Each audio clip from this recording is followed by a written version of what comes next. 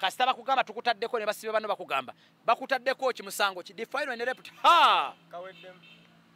kawedde mudda nokutusa omusango gulimu ba council 14. Do you know what it means? Tuina council bautu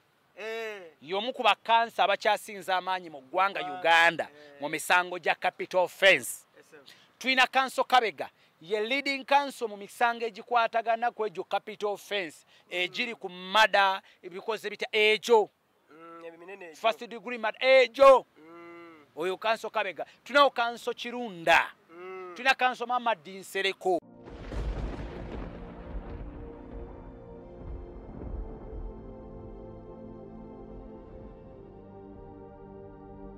Assalamu alaikum wa rahmatullahi ta'ala wa barakatuhu. Abalabi baffe abalungi aba Blaze Media mbaniriza nnyo era mwebale kubeera nga mutwekuumirako buli mboozi gye tubaleetera ne mugiraba okuva gyetandika paka weggwayo. Mpozi obajjukiza mu subscribing ate mu sharing n'okulayikinga bujjoko mu likinga video gyekoma okweyongera ate ku muntu asembayo. Sizenze kanze ne meya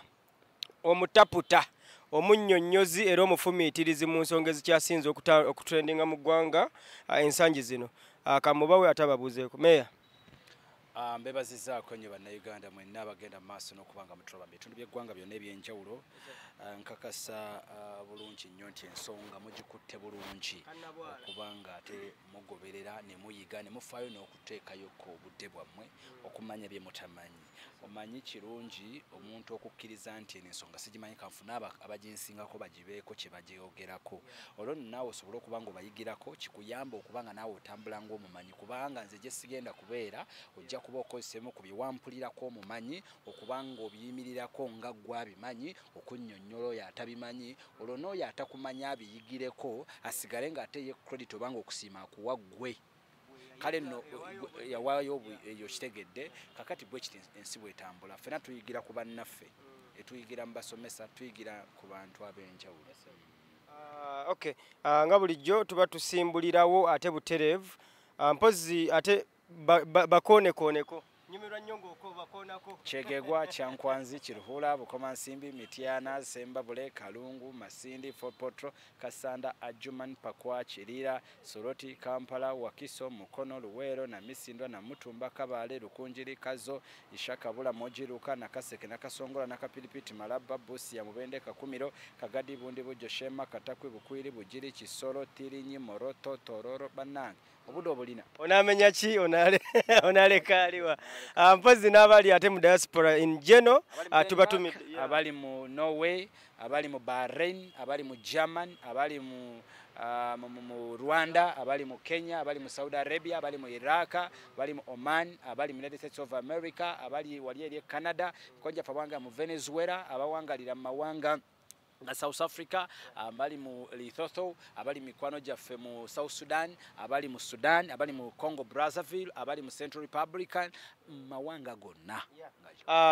tuli ba mukisa nnyo ng'eggwanga Uganda okubeera nti mama Uganda yatuzaala naye ne tubuna ensi eno yonna nga MC Meya bw'ayogedde buli wamu ne waatayogedde munnayuganda omusangawo. MC Meya ngenda tandikira ddala ensonga gye twakomako ku episode yasooka we twali ku kooti ye Kajjansi ebyaliyo ne tugenda mu kooti eyaliwo ku Monday waneeno ku High Court then n'ensonga eza kooti eyabaddewo tugenda kwogera ku nsonga za High Court two sittings ndowooza ezibadde entuula bbiri eza kooti ezibadde ku High Court specifically then ate tusobola oba nga tugenda ku nsonga endala. Okusookera ddala entuula za kooti ezasooka mu High Court zaali bbiri then olubadde lwakusatu. Eyasooka kwali kuwaayo kye twandise bail application ey'okuwaayo okusaba kwaffe kati nga kooti eyina otulungamya nti asibwa ekitibwe kikolebwa kino kipya twapugradinzemu kino twapudetinze kino mulina kukola kino ne muteeka mu buwandiike abaprosecutor ne baba nga babaddamuko mu buwandiike nabo aba kooti so kyekyo kye twasooka okugendako. Yes, oluvannyuma lw'okwissuinga kye twandise production warrant nga kooti erina okwissuinga that production warrant okuva eri mu kkomera ly'ekigo omusibe aleetebwe olwo nno yes aleetebwe so olwo kooti netugamba nti amuteeke mu kusaba kwamwe mu buwandiike naffe tunaabaddamu kintu kye twakola kooti eyali ey'okubiri kwali kulaba bye twayogera bye twasaba kooti yabikkiriza obumulumulu obutakkaanyizibwako mu buwandiike busobola butya okuvaawo era ekyomukisa omubi nti ate omulamuzi Koolo teyaliiwo which is normal naddala mu practice yes which is normal mu bulamu bwonna obwa bulijjo kubanga they are also human abantu mulina okutegeera nti kooti tekolera kubaŋŋambye kubampaane kabampaane tekola nga gwe ntegeerayo bw'olowooza bintu ekola okusinziira ku ssemateeka ki kyagigamba okukolebwa so n'omulamuzi ddembe ly'okubanga taliiwo tolina kyogenda kumukola tolina kyomuvunaana kubanga naye alina emirimu nakugamba nti emirimu gye tuliko oba omusango gwe tuliko gwa capital offense olwaleero emisango gya defilement ne rape kooti enkulu egitunulamu eryegi mu Uganda yonna kooti eryegi kakati gwe saasira emisango egiwaabiddwa obungi bwe giriko buli lunaku egiwaabwa bwe kibanga ddala kooti erina okugivunaana erina kugiwulira eryemu olwaleero okusinziira ku ripooti ze tulina ziraga nti kooti enkulu emisango gyeri mu kuwulira egya defilement eri wakati w'emwaka 2017 ne 2020 ejawaabibwa ebiseera bye okuva mu 2017 mpaka 2020 kati gy'emisango gye tuliko kyova bwe tuba tunyonyola abantu nti Haji yeetaaga bail tetugamba nti omusango tegumusinga wabula tugezaako kuggyawo eno komito ey'okugamba nti omuntu agende mu kkomera yeebakeyo emyaka 5, 6, 7 mpaka lwalirabika ku lisiti y'okubanga atandika kitwanisa cross examination oba court hearing mpaka lwetandika okumusomera omusango era eguwulire kubanga olwaliro gwe bawaabidde mu 2024 olirayikira okubanga omusango gugenda kutuukibwako 236 oba 233 okuwulirwa just okuwulirwa High Court etandika okubanga etunula mu misango gyo okuwulirwa olirayikira okubanga ogenda ddala mpaka mu 233 plus amakulu emisango mingi nnyo kati gwetebereza omuntu bw'otamusabira bail kuteeka oba ku ssemateeka amuweebwa ku ddembe lirimuweebwa ssemateeka bw'otamuteeramu bail application n'agenda eruziro oba ekigo neebakayo emyaka 10 singa kooti etandika okuwulira nesanga omusango tegumusinga yes so singa omusabira kooti bail nemuwa bail naawe ozanga ava bweru nti ekiseera kye bwe kirituuka omusango bwe guli musinga alitwalibwa n'asibibwa naye n'atasavinga those 10 years mu kkomera ate oluvannyuma bamugambe nti omusango tegukusinga kyokka nga ye yasavinga for 10 years how are going to compensate such a person ogenda mu compensating otya ogenda muyiririra otya so abantu bagamba nti olwekyo tuli mu kusaba Haji Ali aweebwe bail naawe omuntu wa bulijjo nawe kikkakatako because olwo kigenda nawe kutuukako oba otuuka ku muganda kigenda tuuka ku muganda oba ku family oba ku kitaawo oba ku ani era kigendo tuyayaanya nga tusaba bail tetugamba nti bail omusango tegumusinga wabula aba aweereddwa eddembe lye erimuweebwa ssemateeka w'eggwanga Uganda nti omuntu ono ddala yeetaaga kye twandiise okweyimirirwa awoze nga ava bweyo kiri mu ssemateeka kitegeeza tewaliwo akisaba mu bukyamu nti oba kisabisa kyegyo yes ekyo ddembe lye erimu obwa ssemateeka naddala ku omusango gwaliko nga guno nga teguinsultinga violence outside ng'omuntu kuba kyovala ne mu koti ne mu bipapula bimuwaayo nga musaba bail mulina okumatiza ba prosecutors nti omuntu waffe wabweru ali fine talina gyagenda kuddukira teri beteeseteese mukolako obulabe kubanga kooti erina eddembe ligamba ti omuntu ono katumuprotecting olwa influence eri waabwe nti bayiza omutuusaako obulabe omusango gwe yazza ekyalo kwe yaguza ekitegeera n'ebirala so ebyo byonna bino bimatiza kooti nti wabweru abantu be basinze n'okwagala omuyaayaanira omuntu oyo alina obutuuzi obwenkalakkalira asula wano omuntu oyo alina famire gy'alabirira omuntu oyo mulwadde yeetaaga obujjanjabi obutali mu kkomera oluusi oba oliawo ku kirwadde ekimuluma omuntu ono alina gundi okitegeera ne muteekamu ensonga ezimatiza olwo kooti nezitunulamu negamba nti omuntu ono okusa ku sandiso yeetaagisizza okuba nga aweebwa bail ensonga etegeereka bulungi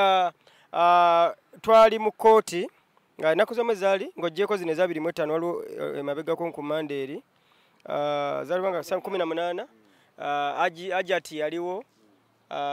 Aji yaliwo yes n'abantu abaliwo abaali bawerekedde n'abantu betwalaba abayitirivu ennyo era abazze okulaba ki ekigenda mu maaso ba Aji bamuwa bail oba nedda wadde nga era okikonyeeko nti omulamuzi yakola ki teyaliiwo ensonga ezo waziraba otya before nga tetunnajampinga ate ku zino ezabaddewo nziriramu ekibuuzo ensonga ezaaliwo ku lunaku luli nga 18 mu kooti entuula twaliyo ffenna olutuula nga bwe lwali omulamuzi byayogera yes wadde nga teyagenda into details olw'okuba nti alina okukwasaganya omusango takola ki taliiwo naye ensonga ezo before court in court and after court ze madenjagala omenye ate tujja mpinge ku lutuula lw'eggulo nga 25 ndoza tewali nnyo nsonga ya kunnyonnyolako ku nsonga eyo kubanga buli muntu yagiraba ekyaliwo kati oba oyagala ogatteko kinga omulamuzi akugambye nti taliiwo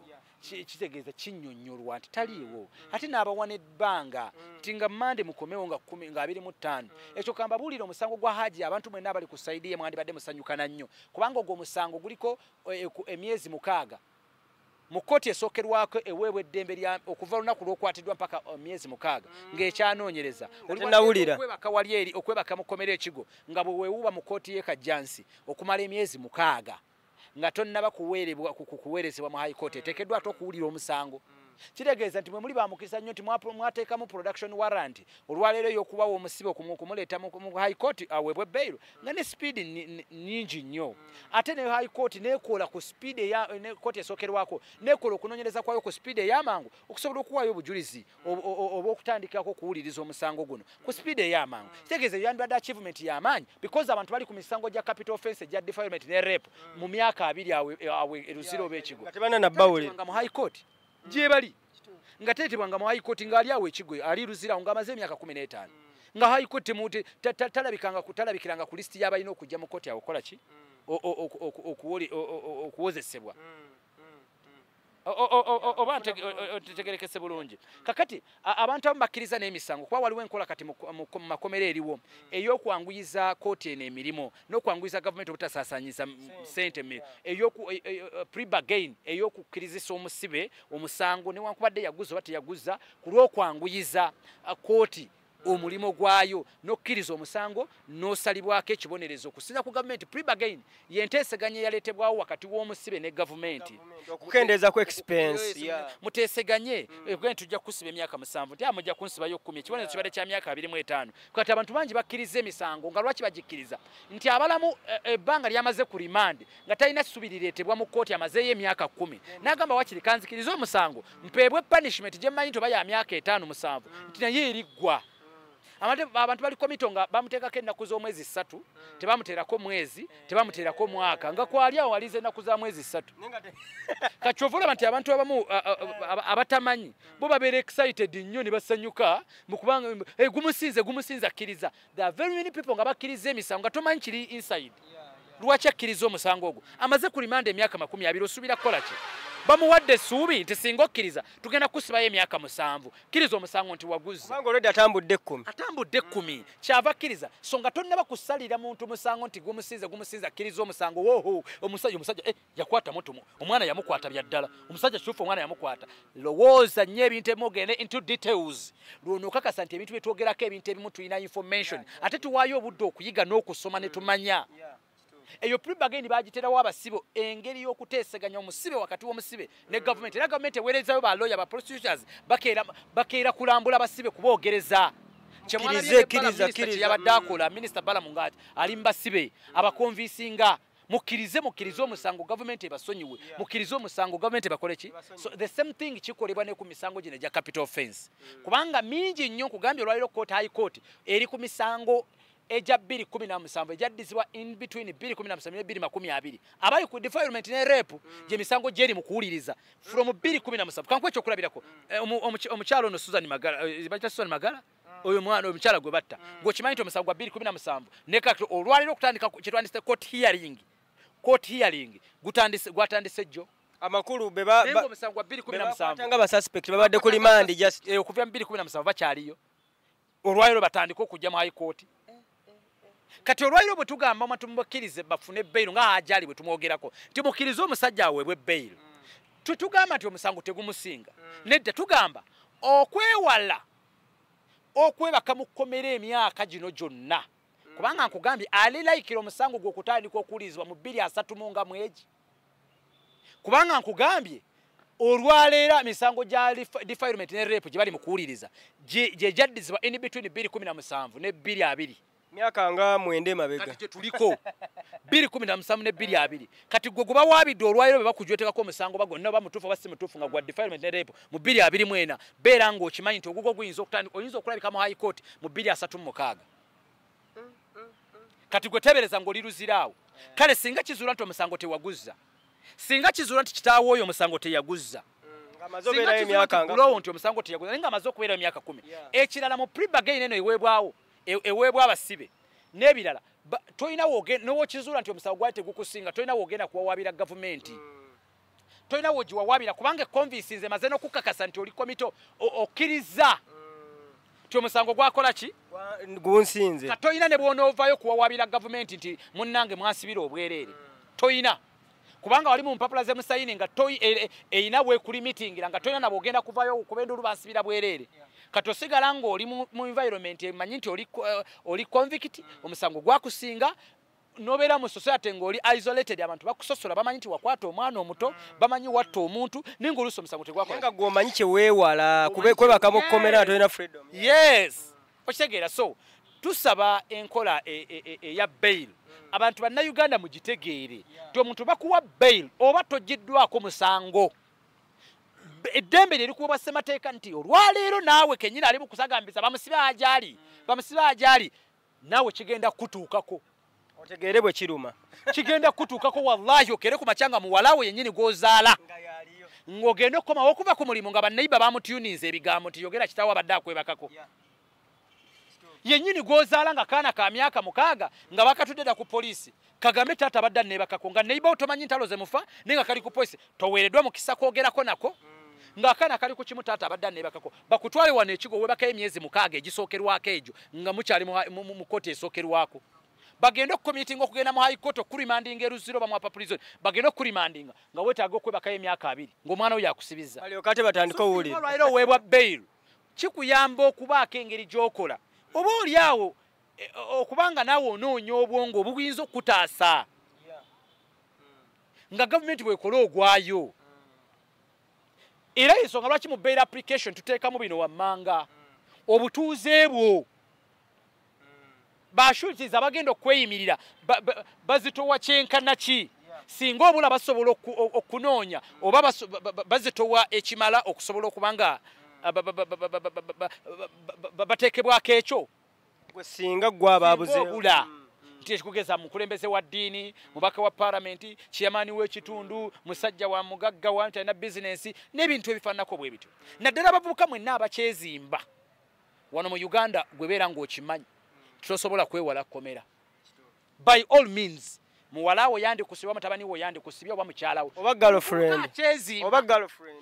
ng'okyezimba naddala emisango gya defilement ne rape ndayira nga ntya Katonda naawe alaba video yange gwe gusalire munno naye any day any time kugenda kutuukako ekira ng'ogukoze oba nga bakuwaayiriza ogukoze oba nga naye ate percentage esinga yaba tagukoze olwokuba nti oli alina kyakwagalamu oba wamunyiizizza kirala anti bakimanyi yenna agukusibako ogw'omusango okimanyi kyamanyi nti waliwo egyo emyezi 6 egisooka kitegeeza bambadde mukayanira ttaka egyo emyezi 6 gimala okubanga n'ettaka amaze okulizimbako amaze emyezi 6 egyo okuprosesinga n'ekyapa yaba bamubalidde kali eryo ebbanga omusango ogenda okukoza bane tegunsinga myaka 10 nga n'abapangisa abasolooza dda ku nnyumba ze yaba yaakayanira buli kimu kyamala dde okudda mu mannya ge kati bw'oba okyali mulamu munne ng'oli muvubuka ng'okyalowooza okyali mu byakubalaata gwe buli musango ogujja olusalirawo busalizi banno misango gumusinga nga naawe okyekobaana ne banna abawaayiriza banno ne babateeka mu makomera nkulayira nga ntya Katonda waliwo abasajja abaali ab'amaanyi wano ku intaneti baali b'amaanyi mu ggwanga Uganda ng'olwaleero gwe kobadde okimanyi nti waliwo n'emisango emizibu olwayo nga sijja defilement nga giriwa aggravated robbery koze aggravated robbery yali wagoba ngobbye obanga osobola okuba nga bakutaddeko liso obadde obbisa mundu oluusi gwe wabbye wasoose kumukuba n'omugyamu amannyo ogwo omusango gusobola n'obutakuweesa bail bino byali enisikini byali mu miso bitwala ng'ebyokusaaga ebeera aggravated robbery kutambuza ne batandika nti omuntu gwe bakuba akataago kaavaamu ogwo gwa naggomola nnyo era gusobola n'okukumisa bail oyinza okudda n'oddamu n'okola si papa teyagendako ku woofiisi za nuupu n'emmundu naye baamukwatako tebaamukwata naye nga yalina emmundu kati olwaleero omusango manyi gwaliko kyogamba gwenkanakana n'olunaku lwe yagenda n'emmundu gwaliko gwa bubbi akyali mu levo y'okwezimba beera ng'okimanyi nti ekkomero oyinza obutalyewala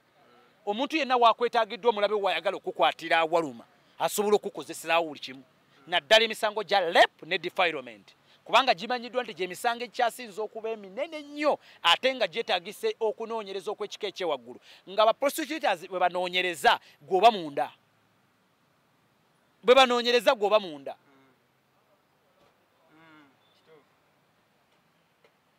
okategedde bulungi kati ate akalala k'obulabe nka kugamba eyo kaŋŋambe seba nti olwaleero buli muntu omusango gwa defilement bw'oba ogudescribinga guvunulwa penetration defilement ne rape guvunulwa penetration kyekitundu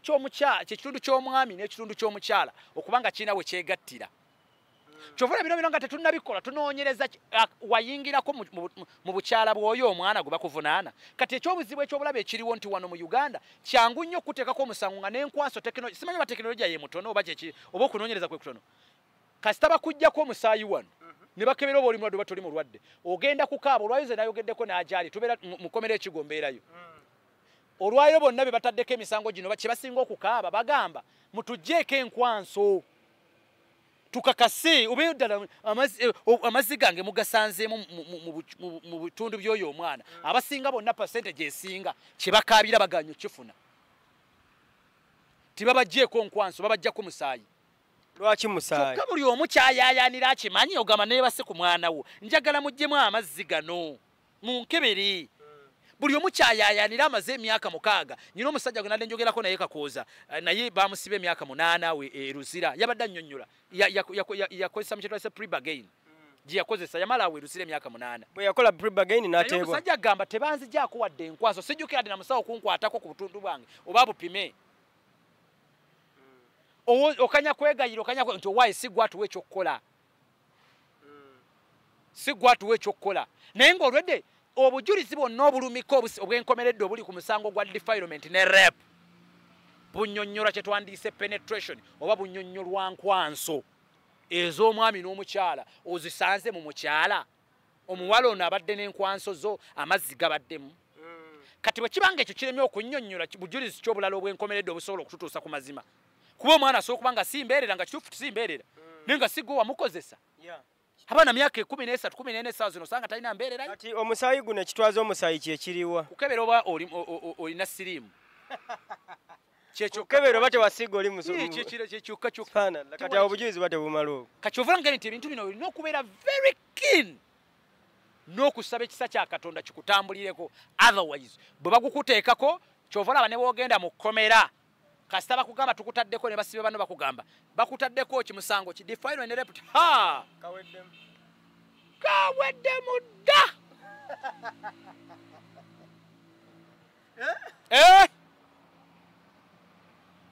kaweddemu dda kaba kaweddemu gwe ng'owedde era ng'otandika kwenoonya kiddako ekitegeeza omusango gwa rape defilement oba olina kulwana nnyo gusigale wano ku poliisi gube nga gukyali wano ku levo za poliisi guleme gende sinakusaba ekyo bwe wabaawo enkola yonna esoboka ey'okuteeseganya n'abantu bano abaagala okuteesaako ebizibu ebyo bikole nga bukyali bwe kiba ng'okimanyi nti omusango tewagukoze ng'okimanyi nti tewagukoze naye bino byokwagala okweraga nti ndi wakitalo tugende mu mateeka owedde naddala ng'okimanyi si tewagukoze bwe wabaawo enkola esobola okugusootinga outside before nga temunagenda mu mateeka mubikole oli omuwene kyayagala biggwe bannange biggwe mala time na sente biggwe because kya bulabe gomanya abasajja meka bali awe Luzira n'ekigo nga bali ku misango egyo omusajja nedda waliwo Dr. Wempigi omusawo Wempigi Dr. Mulamba abaana be bazadde abawala bana bwe bayawukanye n'omukazi yamutaddeko omusango mbwe abadde abakabasanya abaana bana Dr. Mulamba namutunulira ekigo n'amaziga ne gampitamu omukazi bwe bayawukanye yagenze n'amugulako omusango tabadde akabasanya abaana be amazewo emyezi 3 awo Dr. Mulamba abagenda ekigo mujalaba omusajja wali mukulukulu alina busani glasses omusajja akaaba amaziga gamuyitamu omukazi gwe musango yamutaddeko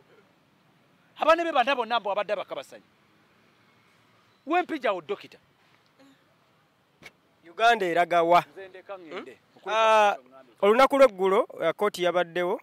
saategedde bibaddeyo kuba saabaddeyo nabadde ate sayidi ndala obadde ku lunaku luli n'ogaziyaamu naye olunaku lw'eggulo njagala mmanya omulamuzi yayogedde ki eggulo nga 25 tetwakitegedde nze nganze saabaddeyo specifically n'omuntu yeetaaga omumanya olunaku lwegulo ki ekyagenze mu maaso mu kooti. Olunaku lwa jjeera omulamuzi teyabaddewo kyekyomukisa omubi era teyabaddewo so ndowooza tewali nnyo kyamaanyi kiyinza kukidisikasinga tewabaddewo nnyo kigenda mu maaso tewabadde kigenda mu maaso omulamuzi yatunyonyodde nti alina emirimu nga bwe gambye nti emisango gino egya capital offense giwulirizibwa kooti enkulu ate kooti enkulu eri emu kati ate abantu bangi abagiriko so omulamuzi yabadde alina bingi byakwasa naye tasobola kulabika n'atongerawo mpaka ngenda kuzomezi bbiri lw'olwemmanda olujja nga bbiri olw'emmanda olujja so tukeerera tubeerewo. Ensonga za Haji Ali ne Hajati Zuula awo wezikyali tulinze nga bbiri ku Monday tusobole oba nga ate tuwulira omulamuzi kyayogera. Ensonga ey'okubiri ya Antikaduuka kiki mu ggwanga mwamugobyemu anyway ayinza basiggwa yamugobe naye ensonga za Antikaduuka ziri zitya? Antikaduuka sigenda mwogerako nnyo kubanga namwogerako nze mu video yange mu ku social media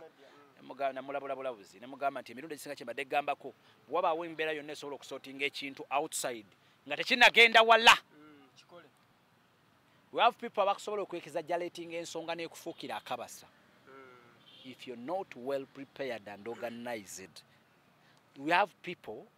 amwaba abantu bomanyi ne botamanyi omujjira n'abalabe bo n'abatali balabe bo n'abali ku mazima n'abatali ku mazima bonga bechi baleso mu Uganda tulina ne ba concerned citizen bonga tebakwatibwako nsonga wabula bagamba fe ensonga kasite kwasaganya ku kyobubbi nze saagala kumanyane saagala kumanyane yabbyani yabbeze kasitoba nga wabbye banzi bakaka TV kange kakati na kyawa ababbe nga yagenda kuba mu muliro kati nga kasitaba kukuteekako bw'otabeera ready kugusootinga nga bukyali owedde kati Antikaduuka very sorry but nabiwulirako I personally nyina ne mukwala gwe nali nkwanaawo ne mubuuza ati wa story kina ngamba munnaye akasente kangeeze nkawa Antikaduuka ne nga tufudde nako ngamba tufudde yakakuŋŋaanyiza eri nti munnaye ye kati omanyi balina enkola ennaku zino business y'abakadaama bakadaama bano abaana bankuba kye yabali mu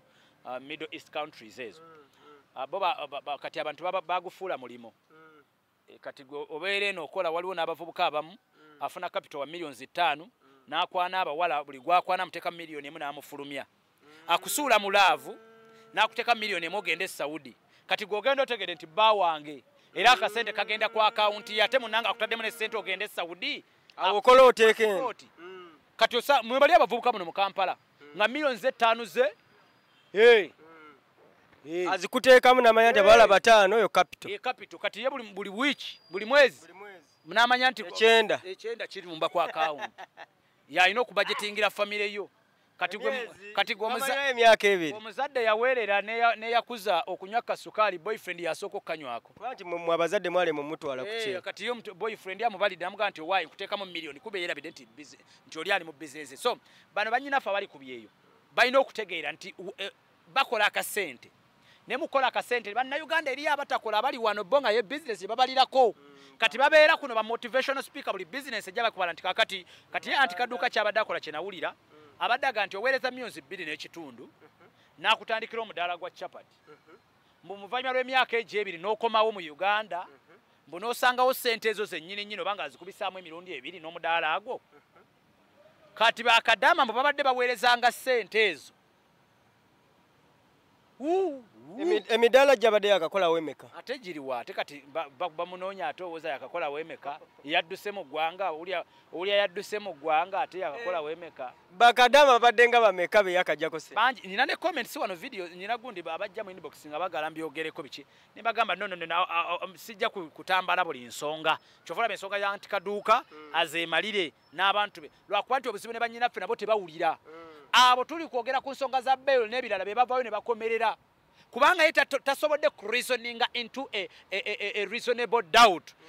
kwegamba talaba nsonga nti fulumu twogerako ddala zimuyamba yadda mu kusagambiza n'abo bayagala balowooza nti boogera byayagala bakola ki kiva baba babbirayo n'ogamba kati ffe abali concerned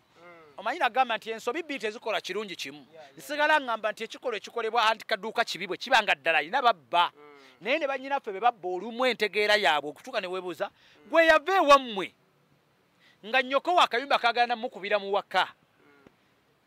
n'olabira ddala nga mu bantu boolina okwesigisa ssente ye muntu gw'osanze ku mutimbagano gw'otamanyi yadde otunuulira obwongo bw'omuntu n'ogamba naye omutwe guno bw'aba nga gwakozesa okusala ekkubo wano mu Kampala abeerawo ku lwa Katonda bw'aba nga omutwe ogwo gwakozesa okumusaza ekkubo oyo ye mu Kampala muno abeerawo ku lwa Katonda because olwaleero bw'oba nga tosobodde kwesiga kitaawo tosobodde kwesiga nnyoko wadde muganda wo wadde taata w'abaana bakulinamu abaana 6 n'ogenda eri antikaddoko n'ogenda ku muntu gw'osanze ku yintaneti kati gwe nze nesigamba nti kati gwe mu basiru ate oweeweta mpisi kundi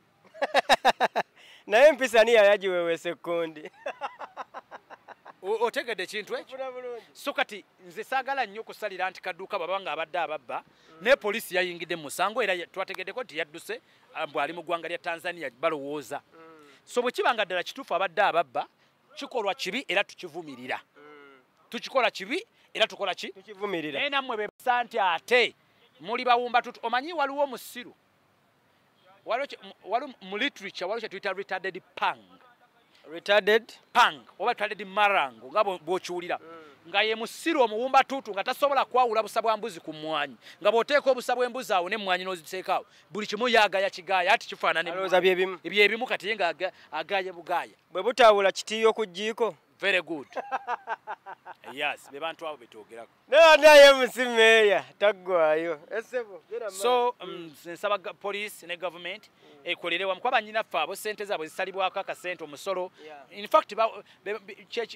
kamu ku kasekita akamu ku kayingiza omusolo omungi mu ggwanga Uganda akaka leba bwe tunaba tufunye akadde njakka kunoonyezaako nja kulaga nabo balinako bwino nkulaga ne ssente ze bayingiza buli mwaka gavumenti zebajjamu abaana abo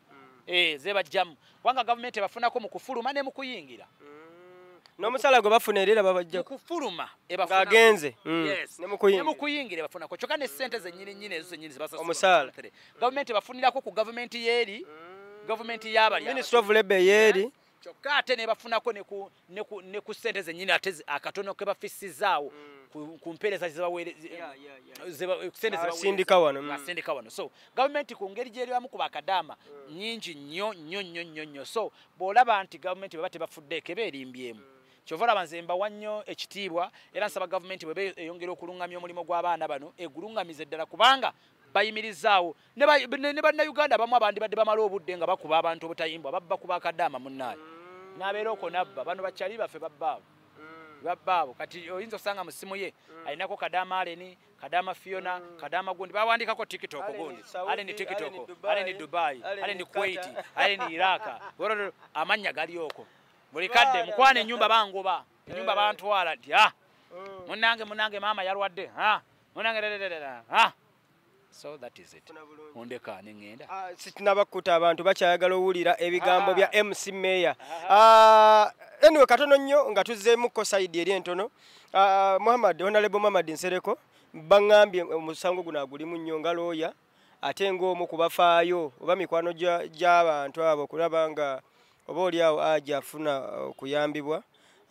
nsonga eyo just emu bugambo nga bukamu bubiri abantu kituufu bakikakase nti awo Muhammad omubaka wa Kampala y'omu ku beenyigidde mu musango era bafaayo nnyo balabe ng'omwagala w'abangi agyali stable. Of course kati ate Muhammad Nsereko mwogereko ki ye leading council w'omusango guno yagutandikiramu yagutandikiramu ye leading council w'omusango guno yagulimu ate akyayimiridde n'okutuusa omusango gulimu ba council 14. Do you know what it means? Tulina council bawutu y'omu ku bakansa abakyasinza amaanyi mu ggwanga Uganda mu misango gya capital offense. Tulina council Kabega ye leading council mu misango egikwatagana ku egyo capital offense egiri ku mada ebikoze bita ejo first degree murder ejo oyo council Kabega. Tulinawo council Kirunda tulina council Muhammad Nsereko tulina bayitirivu nnyo so no wa Erigo naye aliko ogwo gambye omusango gwaffe bakanso ono basalirwa so basalirwa oli wanuupu yes bw'otunula bakanso ate bonna nga si basente bali ku pro bono kyembadde era ngenda okubuuza nti ajaali azijjawo ezo mu mateeka ffe abagasoma tunakyo tutya pro bono waliwo emisango gy'okola nga tosasuddwa bw'onosoma amateeka nga okoze bwannakyewa abagasoma ffe gatuwoomera ojja kunyumirwa etteeka liwooma ojja kunyumirwa etteeka pro bono nyonnyola pro bono nnyonnyola waawo kunyumirwa etteeka ojja n'ogamba nze muwolereza ku bwereere ngiramu nga tofudde oba kusasula bati batukasudde wabula ng'olwanirira ddembe lya muntu olabye nti omuntu ono anyigirizibwa noddisa eri abantu katuyite ndoza okuddiza eri bakastomers bo amakulu Muhammad Nsereko nahabwe bonna nga bwe bali ttiimu bali ku pro bono Mungu alibasasula emeza gwako wabukoyi emeza gwako mbadde sikiwulirangako nansasula naawe kennyini naye mbadde sikiwulirangako kati kyendiko kye bayita pro bono mpoziko nga waliwo akatalekeka naye nga mubadde balabi balungi naye mbadde nsaba ndabo bona inayo akatalekeka kayiseewo ate tusobole oba nga tubasiiwa tewali katalekeka nkubiriza bannayuganda okwagala uganda ekyo kyo sijja kukowa buli lwenzija ku media yonna okwagala eggwanga uganda ensi yaffe teri agenda kwagalira ggwanga lyo amawulire amabi sigegokka agali mu ggwanga uganda tulina n'amalungi bw'ofuna akadde akatambuza ku mawulire amabi n'amalungi gatambuze tutunde ensi yaffe mu kifaananyi ekirungi eri abeewa bweru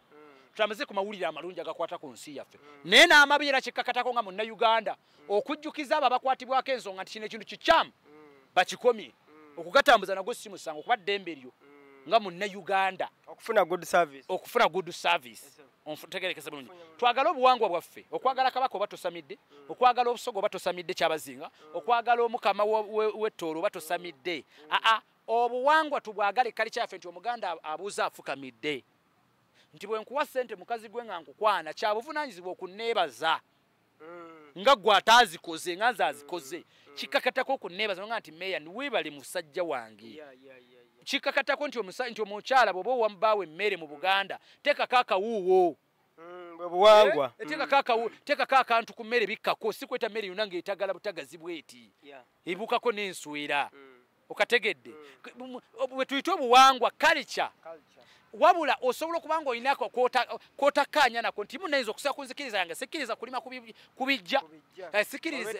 olw'eddiini endimitinga obutalima kubijja naye tekitegeeza nti ate okyawa obuwangwa bwonna nga ne kabaka waffe mumutwalidde nekyabazinga mumutwalidde n'omukama mumutwalidde gwe wakanya kawaayiro kamu akali mu buwangwa kwotakkiririzaamu waba tokyawa buwangwa bwonna kyeŋŋamba twagale obuwangwa bwaffe tubeere beetowaze eri ensi yaffe ensi teyeetaaga maanyi ensi teyeetaaga kifuba togenda giteekako kifuba ogisindiikiriza abavubuka omusajja alina emmundu nkubaako ndabe ndinkube ajja kukuba muga Katonda mu ggulu ojja kukuba ajja kukwabya nakugamba nti omuntu yenna kasita akugamba nga nti nva mu maaso muve mu maaso omudde emabega olyoka omubuuze naye muganda wange nkoze eki naye ng'omaze kumudda mabega kadde mwaka omuvubuka yenna omuntu bw'akugambanga nti nva mu maaso muve mu maaso omudde emabega omubuuze naye muganda wange nkoze eki ate naye bino ngo nti nva mu maaso ng'omusigadde mu maaso wafudde dda akwabizza kati ffe obuzibu lwaki percentage bw'otunuulira ku bantu abasinga okufa mu Uganda percentage y'abavubuka nnyingi nnyo naye ku nnyimba ezisinga okubata tekuli musujja bw'otunuulira bw'ogenda ku ndwadde ezisinga okutta abantu in fact si mu Uganda yonna mu nsi yonna abavubuka endwadde ezisinga okubatta si musujja bafa accident bafa malala kumanya nalwanye bamukubye eccupa babadde bakola fujjo endwadde si musujja kuba omusujja mu nsi yonna omusujja gw'ensiri bwe bulwadde obusinga okutta abantu mu nsi yonna naye abavubuka ffe kisinga okutussa bye bintu byamaanyi musajja agambye nva mu maaso ng'osigala nkuyimiridde mu maaso nkusooka kudda mabega ne ndyoka ntegeera ensonga lwaki bye byange mukama bankumi mwebale kubeera nga ate mubadde balabi balungi aba Blaze Media mwebale okubeera nga ate mufisaayo kaddata nogaa kano kaddata nyina ogenda ku Blaze Media noonyeeko kiriwo ekipi ekiriko mukola kyamaanyi nnyo okubanga ate mutukuumira ku ntikko mbadde ne MC Meya omu ku bataputa nsonga tubasiibudde